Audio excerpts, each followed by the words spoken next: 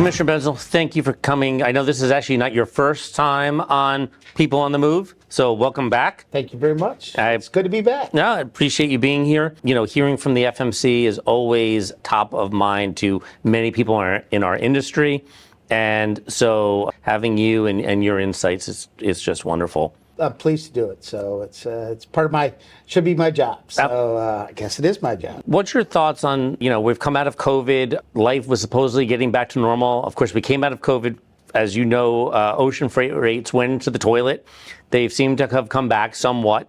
What are the kinds of things that the FMC is seeing these days from industry? Like what kind of things are coming forward? So I started in 2019, right before 2020. We had one administrative law judge working.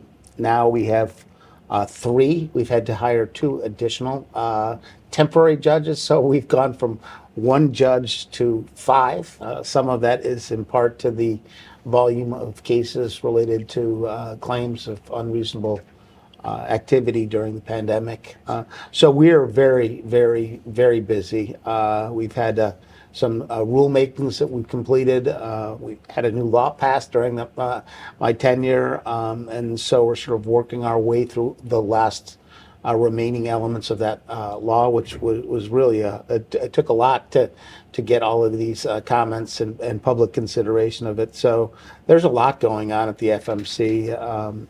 And personally, I've been working on Maritime Data Initiative, which is to harmonize the lexicon and the information system of intermodal shipping. So let's talk about that, because of course Cargomatic, prides itself on being a tech-forward company, and using data to help drive, better response and ability to provide the best possible service we can to our customers, but clearly, there are a lot of issues in the exchange of data, the flow of data, and that's something that we're always trying to tackle. But it's interesting that the FMC, under your leadership from that particular, that seems to have been your focus and what you've really been looking at, the data-related issues. So, I started looking at it during the pandemic. I had visited many of the ports, I think, was out in the West Coast, and talked to everybody. And my sense after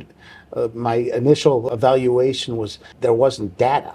It was the quality and the reliability of the data could not be used effectively in the information exchange. So companies that are technology forward are only as good as the quality of data that the technology will use to implement. So I felt that there was some lag in the production of reliable data. And so we created the Maritime Data Initiative to outreach and liaise with the industry to get comments on what sort of information was being provided, what sort of information should be provided, the content of the data, and whether or not exports were different from imports.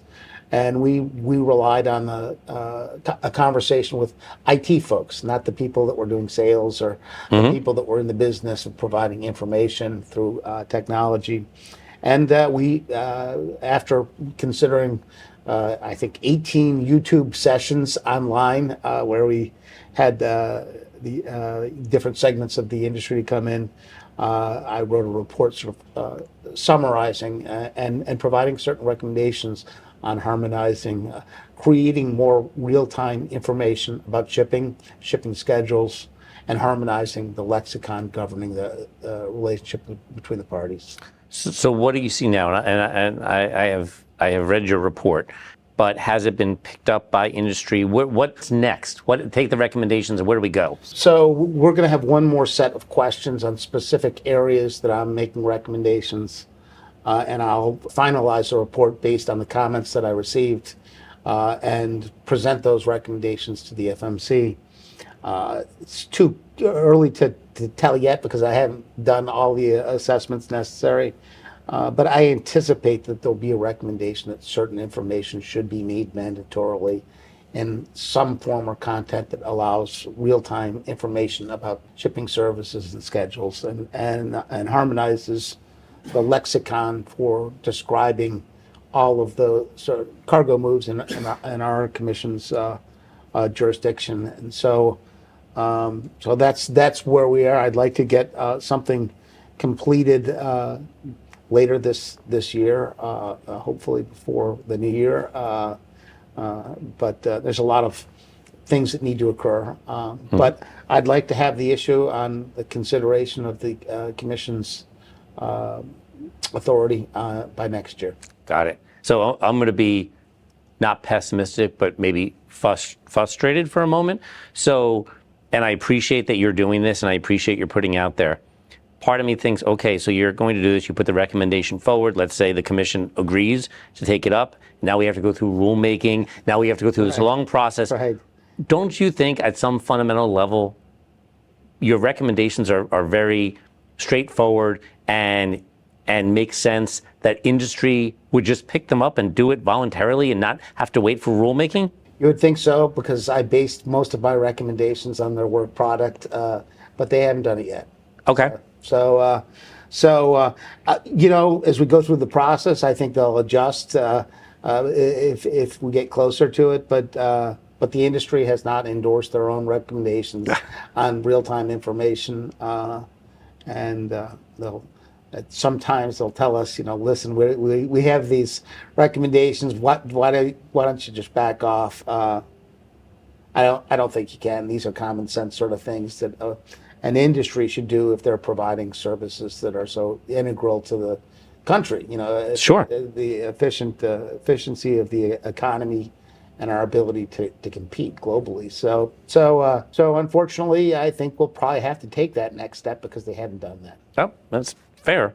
So where do you think that, if we think, and I'm sticking on this data piece, but we get the data, where can we go innovate from an innovation point of view? We think about use of data elements. We think of companies that adopt and utilize this. What's your hope down the road for use of technology or other innovations to forward these kinds of things? That's why I'm doing it. I really believe that there's technology out there. If you can remedy the challenge of inaccurate data, Yep. all of that technology, all of your technology can be utilized in a wide range of applications to make sure that you can manage your inventory flows and anticipate when you could order shipping services to make your operation more efficient.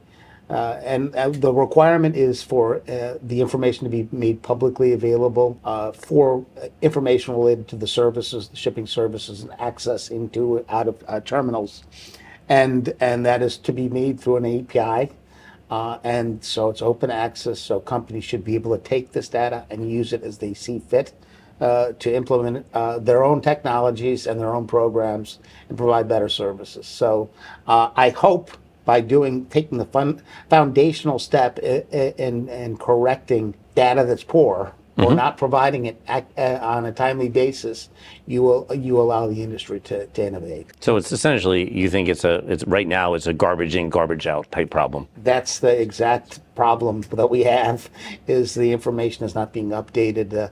They have a shipping schedule at the beginning of each year. That shipping schedule, the only way to get information about the shipping schedule is to extrapolate where they are based on all of the changes that they've made, all of the blank shippings and omissions of ports, which is basically almost impossible. So why don't they just report the information that they know? This is what the service is going to be. And the companies tell me they can do this, and it's just a matter of getting operational data and transporting it into the public sphere so it can be used by companies like yours. What's coming next? Well, I'm still concerned about the East Coast labor situation. We got a temporary agreement on increases to the labor unions. I'd note that they worked during the pandemic, and their labor agreement was reflective of cost of living arrangements for 25 years, and so that was a major issue. And so agreement on that's good. We have issues related to automation still that need to be worked out. We could have another strike, depending on those negotiations. sometimes I personally feel that automation is overstated as an issue. Really, we should be looking at implementation of technology and efficiencies, safeties that can be done through the implementation of different types of technology. But sometimes look through the lens of automation, you see robots replacing people. And I really don't know if that's where the industry needs to go. Sure. They need to look at where efficiencies can be implemented to do better. Understood. So, well, Commissioner Bentzel, thank you so much for coming by and taking a few minutes with us. Of course. Appreciate it.